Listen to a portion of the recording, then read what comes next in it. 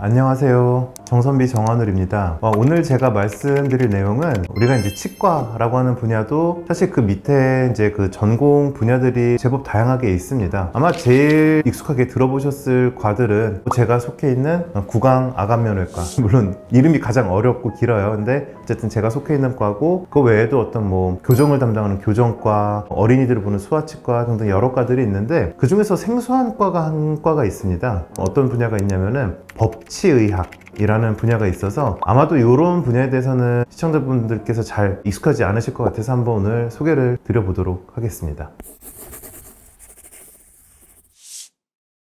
법치의학이라고 하는 치과의 한 분야는요, 이게 사실 이제 치과라고 하는 이런 정보들을 통해서 어떤 법적인 이런 것들에 대해서 어떤 도움이 되는 이런 것들을 통틀어서 얘기를 해요. 그랬을 때 이 법치의학이 이제 어떤 분야에 이용이 되느냐, 생각보다 여러 가지에 이제 응용이 되는데, 특히 이제 범죄 같은 상황이 발생했을 때 범인을 식별해야 된다든지 이랬을 때 이 법치의학이라고 하는 치과의 한 분야가 적용이 될 수가 있습니다. 어떤 식으로 적용이 되냐면요, 치과적인 정보들이 많이 있잖아요. 예를 들어서 엑스레이를 찍는다든지 본을 뜬다든지 이런 치과의 여러 가지 정보들이 사실은 사람마다 똑같은 사람은 있을 수가 없잖아요. 그래서 우리가 지문, 우리 손에 있는 지문 이런 것도 모든 사람이 다 다르기 때문에 이게 개인 식별을 할 수 있는 정도까지 쓰이는 것처럼 이 치아의 기록 이런 것들도 개인을 식별할 수 있는 그런 자료가 되거든요. 근데 이제 만약에 어떤 뭐 범죄라든지 이런 상황에서 DNA라든지 이제 이런 것들도 개인 정보가 되지만, 치과적인 기록도 개인을 식별할 수 있는 그런 근거가 될 수가 있습니다.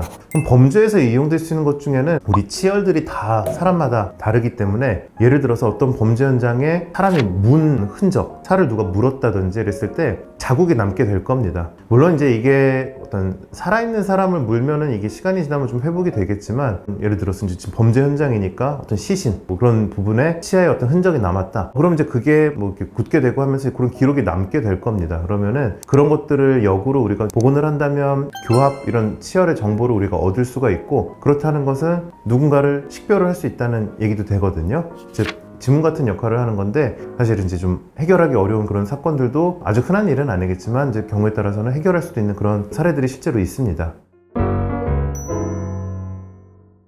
그렇게 해서 이제 범죄 현장에서 어떤 범인을 식별하는 그런 도구로서도 사용이 될 수가 있고요. 그런 거 말고도 또 이제 법치의학이 이용되는 분야가 있습니다. 어떤 뭐 자연재해라든지 재난, 이제 사람이 여러 가지 이제 인명피해가 발생하는 그런 큰 사고들, 이제 이런 데 있어서 사실은 이제 재난, 재해 이런 것들이 발생하게 되면은 그러니까 온전히 건강한 상태로 계시면야 식별이 쉽지만, 이게 뭐 화재라든지 또 수해라든지 이제 이런 것들이 있다 보니까 사실 누군지 식별하기가 사실 어려운 그런 상황들이 많잖아요. 근데 그랬을 때 역시 치과적인 정보가 그 사람의 어떤 지문과 같은 식별할 수 있는 그런 자료가 되다 보니까, 이런 법치의학 이런 분야들이 어떤 우리가 재난이 발생했을 때 누군지 이제 식별하는 중요한 도구가 될 수가 있습니다. 예를 들어서 만약에 화재가 발생을 했다, 그럼 사실은 우리가 외형적으로 알아보기가 사실 어렵잖아요. 근데 어떤 치과적인 치아라든지 이런 것 부분들은 비교적 어떤 피부나 이런 거에 비해서 오랫동안 좀 존속되는 경우들이 많이 있고, 특히 어떤 뭐 금속물이 있다든지 뭐 임플란트가 있다든지 이런 것들이 있다면은 이제 그런 기록 하나하나가 그 사고 현장에서 어떤 시신이구나, 이제 이런 것들을 우리가 알 수 있기 때문에, 이런 재난 이런 데서도 법치의학이 피해자를 이제 식별하는 데 큰 도움이 된다고 말씀드릴 수 있을 것 같습니다.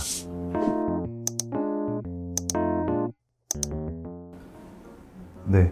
그래서 오늘은 좀 생소하실 수 있는 치과의 한 분야인 법치의학이라고 하는 분야를 오늘 간단하게 좀 설명을 드려봤습니다. 사실 이제 이 법치의학이라는 분야가 이제 그런 식별을 할 수 있다 보니까, 나아가서는 치아라는 데서도 사실은 우리가 얼마나 이제 마모가 되었고, 혹은 뭐 유치, 영구치 배열 이런 것들을 통해서 연령 감정 뭐 이런 데도 사용도 되고요. 즉 좀 다양한 분야에 사용이 됩니다. 그래서 이제 그런 새로운 분야를 좀 말씀드렸는데, 제가 치과의사이다 보니까 앞으로는 또 잘 모르실 수 있는 그런 정보들도 제가 이제 가끔은 이렇게 소개를 해드리도록 하겠습니다. 영상이 재밌으셨다면 구독과 좋아요 부탁드릴게요. 감사합니다.